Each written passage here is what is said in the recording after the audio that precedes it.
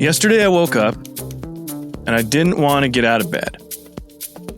Not because I was tired, it was because I was sad. I was depressed. And I was lonely in a way that it just sat on my chest. There was no family around, no romance in my life to think about, no companionship, just me, four walls on a quiet Sunday that didn't seem quiet at all. It seemed really loud, way louder than I was ready for and than what I thought it should be. And I had a very clear choice in front of me. Let it all go. Everything. Just surrender and be okay with not being okay. Let the day be a loss. Or show up anyway. I'm going to tell you what I chose. I'm going to tell you what happened, and then I'm going to connect it all to something bigger. Because it turns out yesterday, it wasn't just a hard day. As I've referenced in many episodes, it was a signal. And if you know how to read the signal, everything changes. By the way, you're listening to The Lab. I'm your host, Bryce Prescott. Appreciate you listening. If you enjoy this, please share it with your friends and family, post it on Instagram, tag me, all that good stuff. Back to my story. Let's get into it. Here's what nobody talks about when they talk about building your best life. They show you the vision board. They show you the goal. They show you the result they want. But they don't show you the days like yesterday, the Sunday where none of it feels real and when the dream is somewhere in the background. And what's right in front of you is just nothing but emptiness. That was yesterday for me. I've been very open on the show and on my social media about the transition I'm in. I'm rebuilding. I'm in a new home, a new space, a new chapter. And on most days, there is a little bit of electricity to it. I actually kind of enjoy it. It feels like authorship to me. It feels like I'm finally writing the version of my story that I actually want to live. All the characters, all the incredible things, it's me. I'm holding the pen. And then there are days like yesterday where I slept 8. And then there are days like yesterday. I slept late. Not restful late, like bed rot late, depressed late. There's a difference, and your body knows the difference, even when your mind tries to lie about it. I had this familiar feeling of loneliness, and I know some of you know that too, that particular brand of alone where you realize that there's really no one to call. Not that there's not people to call, but just nobody to call. You know what I mean? There's no partner laying next to me in bed. No family within reach. No built-in distraction or companionship, just you and, again, the weight of your own thoughts. And for me yesterday, it was heavy. I had tears several times. And I'm just going to say it plainly because I think men especially need to hear this and to be okay with it. You can be someone who is building something real, who has conviction, who has a vision, who has done the work, and you can still find yourself overcome with emotion. You can still cry on a Sunday. Those things are not contradictions. And so there I was. Temptation was real. Just let the day be a wash. Don't count my macros, skip the gym, give myself a pass. You're going through something. Be gentle with yourself, Bryce. I had that thought more times than I can count as a way to excuse it all. And here's where I want to be careful because I'm not against rest. I'm not against giving yourself grace. I'm not even against taking a break, but I know the difference between genuinely needing to slow down and using slowness as a place to hide. On a day like yesterday, the gym wasn't optional. I needed to do it. And not because of discipline, but because the movement in my physical body does wonders. And it does that for you. It affects your brain. It affects your nervous system.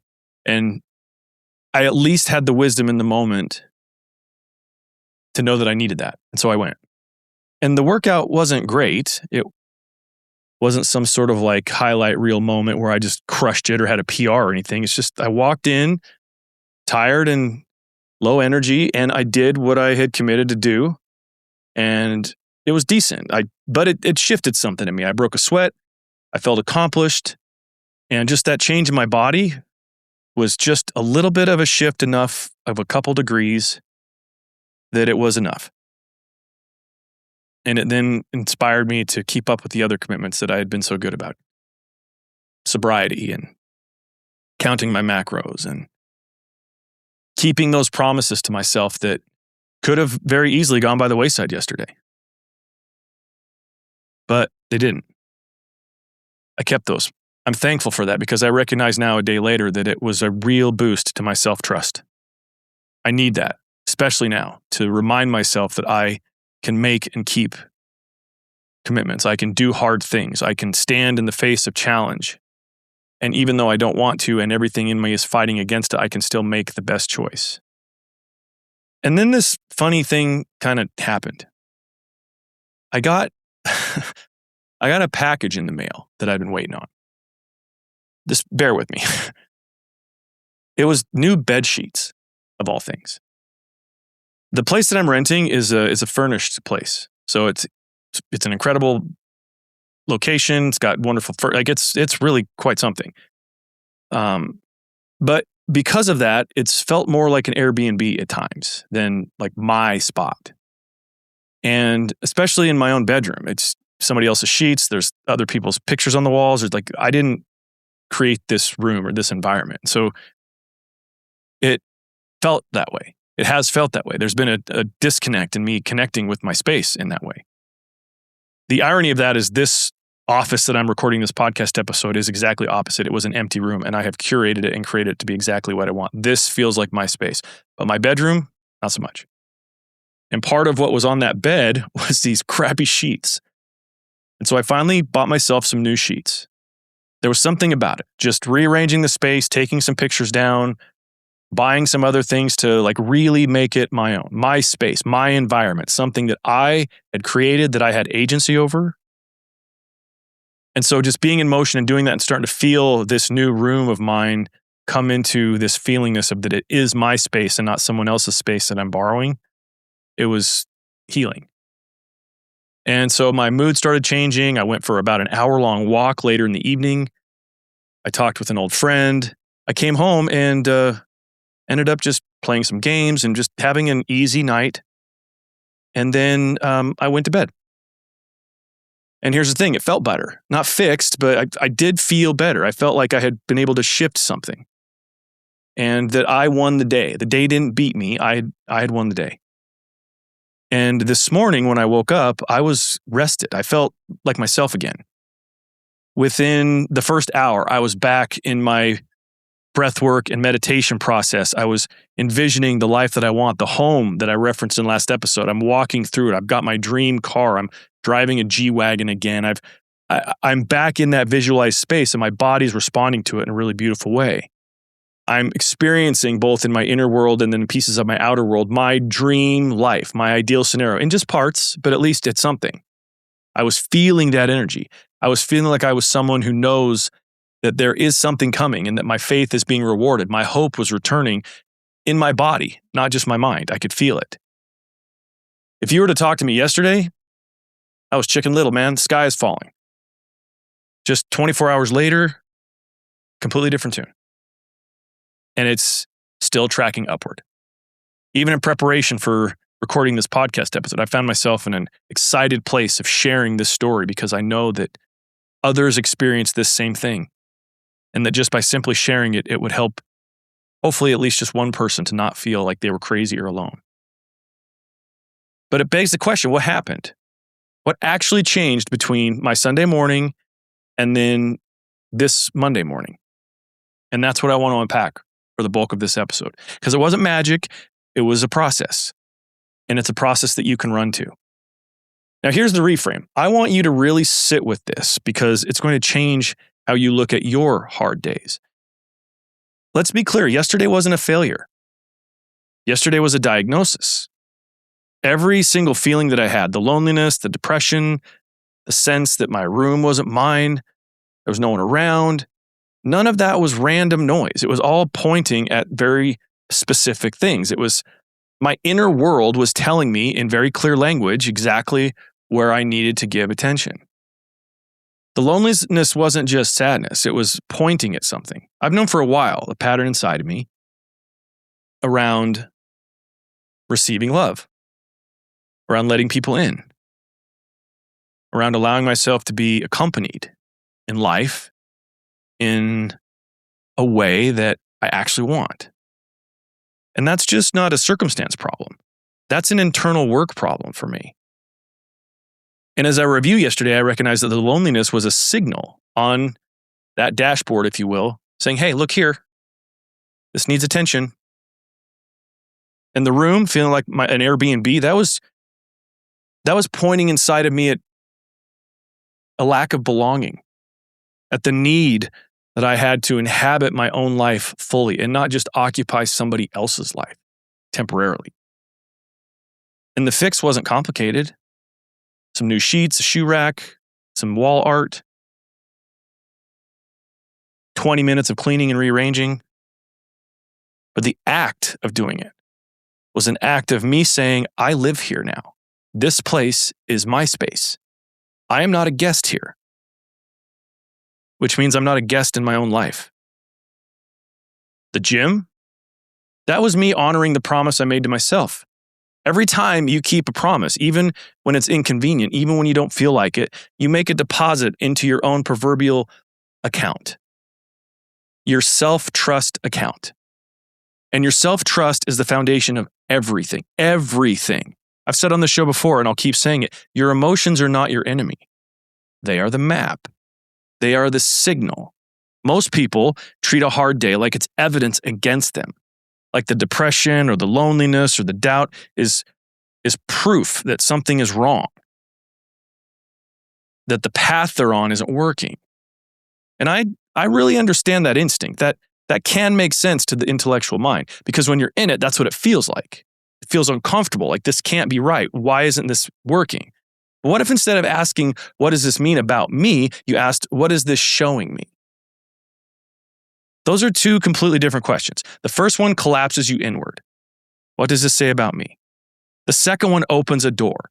What is this showing me? And what does this mean about me is the path to shame spirals and paralysis. What is this showing me is the path to data, to information, to adjustment, to movement. And here's the thing about movement. You don't have to feel ready for it. I didn't feel ready yesterday for the gym. I felt like staying in bed. But that little seed, that little bit of oomph that just got me out of bed, the decision to go move my body, even when everything in me was saying, dude, really? That changed my literal brain chemistry. The science is not subtle on this.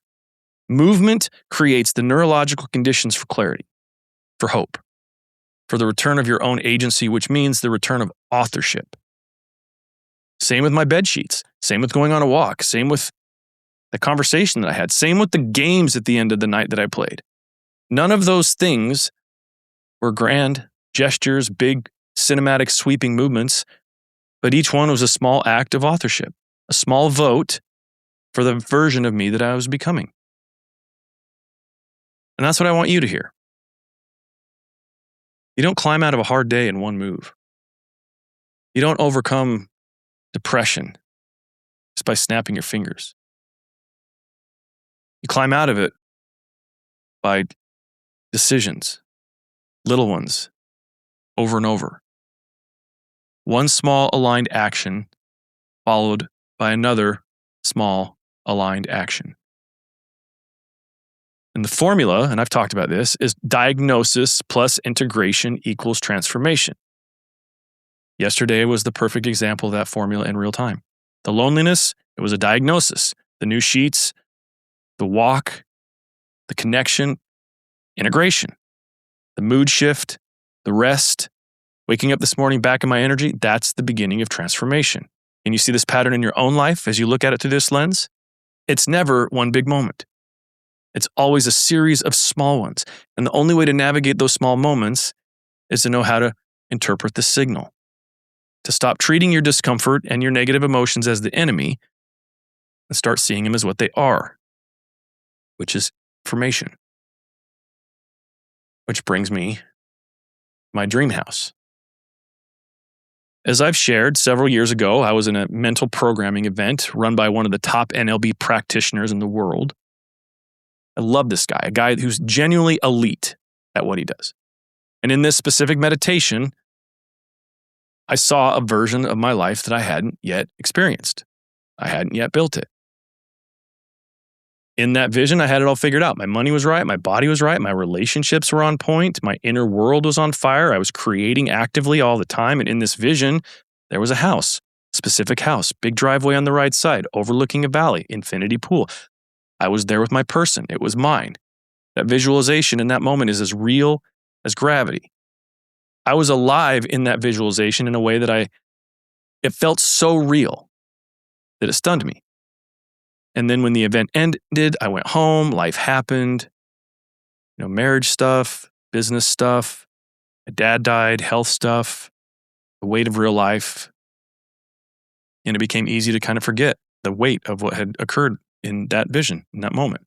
And I kind of just filed it away, forgot about it until a few weeks ago. As I've shared, I was on a walk in my neighborhood about a block from where I'm living right now. I turned the corner, I saw this house, and it gave me goosebumps. My whole body processed in the moment that I had seen this place before in some other realm of my mind. And because I'd seen this house in that visualization years ago, I stopped. I was standing in front of something that looked exactly like the house from my visualization. The driveway, the valley, the view, the pool, the glass wall, like it had never been lived in. 5 acres. I'm standing there, but it's in Scottsdale. And I'm thinking, holy shit. And as I shared as well, I toured it twice. Once during the day, once at dusk with all the lights on, watching the sky go from orange to purple to black. I know that's the house.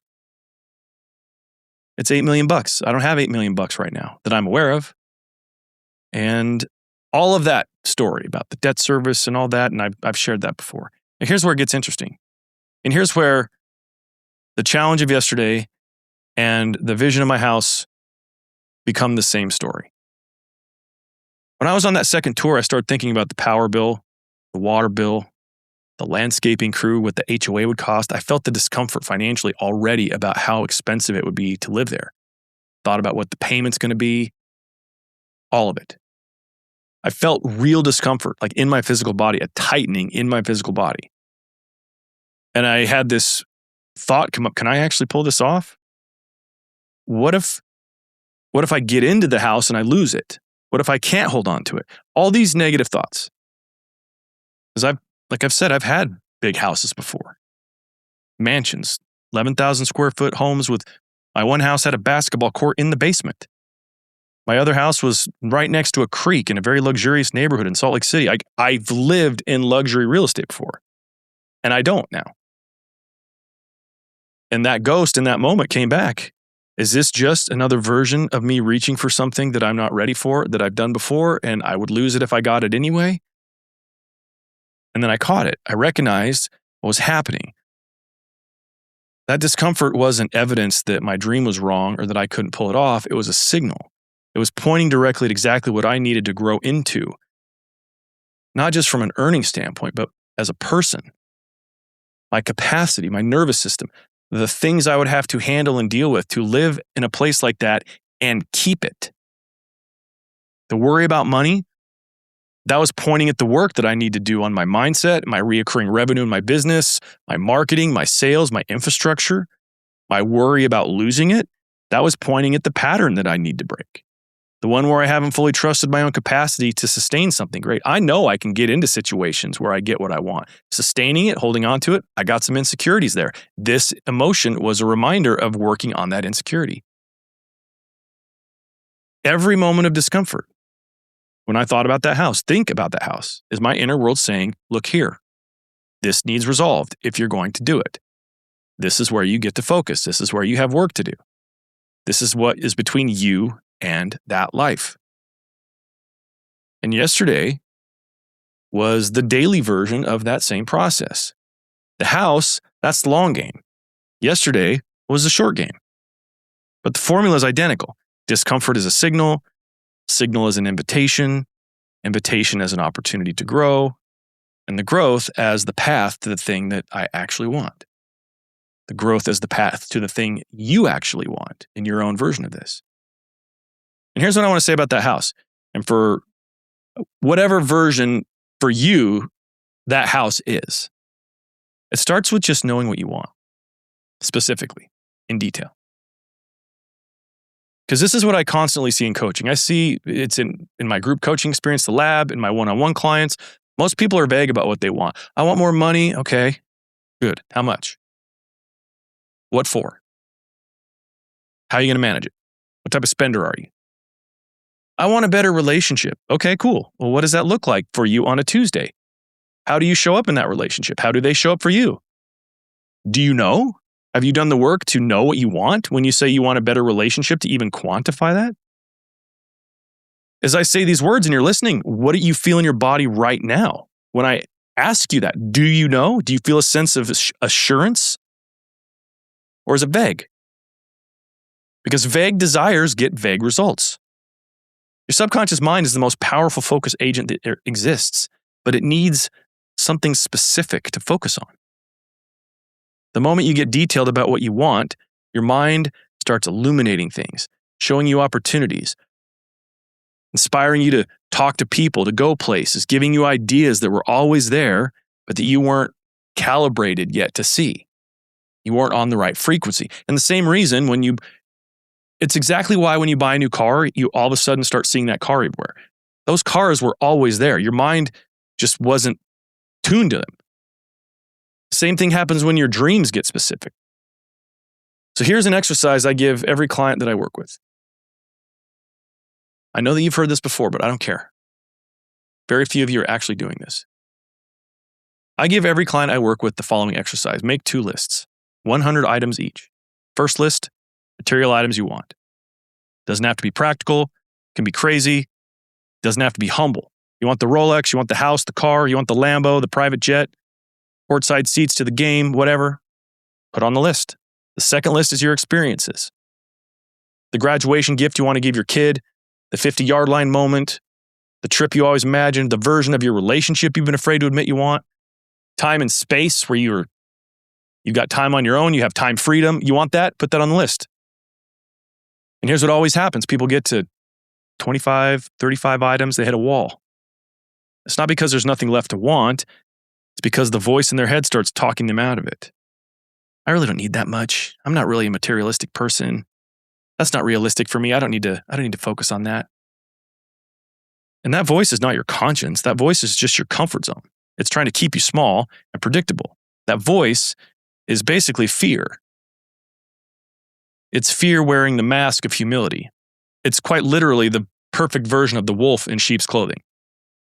Your fear will eat you alive, especially when you're trying to make it look benevolent. So push through it. Keep writing. Because the act of allowing yourself to want, specifically in detail and without apology, is one of the most aligned things you can do for yourself. It bypasses the limiting beliefs. It gives your subconscious a target. And when your subconscious has a target, it will start showing you the way. Every signal, every discomfort, every hard day becomes a data point on the map to that life. You want to know the cool part about all that? That's not magic. That's not crystals. That's science. That's behavioral science working for you. That is a formula for exactly what you want, showing you exactly the growth required to get the thing that you want after you've decided it. So let's bring all this home. Yesterday, I woke up depressed, cried, felt completely alone, and I had a choice. This morning, I woke up and the first thing on my mind was my dream house, dream car, the life I'm building, my business, the version of myself I'm becoming. That's not a contradiction. That's the process. That's what this actually looks like. It's not a highlight reel, but it's real life. On a Sunday, in real time. It's never a straight line, but it's always pointing somewhere. It's always tracking. Every dip, every signal, every hard morning, it's pointing at something that needs your attention. Something that once you address, will level you up. It will close the gap. And it will move you toward the life you actually want to live. And the formula is simple. Like I shared last week, LAB actually stands for learn, apply, become. You learn what you want, you apply the discomfort in ways so you grow and you become that version of yourself. Learn what you want, learn what's in the way, apply the things that move you towards it. Become the person who can actually hold that life. Diagnosis plus integration equals transformation. Not easy, but it is that simple. So if you are in a hard stretch right now, I want you to hear this directly. You're not broken and you're not behind. You're not doing it wrong. You're in that middle space between the decision and the embodiment. I call that the buffer. And the discomfort you're feeling is not a sign to stop, it's a signal. It's an invitation to become who you need to be to have the life you actually want. So receive the signal, process it, do the work, keep showing up. Not because it feels good, because what's on the other side of it is the person that you're choosing to be. Like I said, that line is never straight. It will ebb and it flows. But if you stay committed, it will track north. It always tracks upward. My friends, that's today's episode. I hope that you got a lot out of this and that if you need to, go back and re-listen to it because there are some important things for you to consider about processing your own difficult moments and what they mean. And how foundationally what's required for all of this to make any sense is for you to have a clear understanding of exactly what you want out of your life in every area and domain. My friends, you've been listening to The Lab. I'm your host, Bryce Prescott. And like I always say, until next time, take it a day at a time. I'll see you.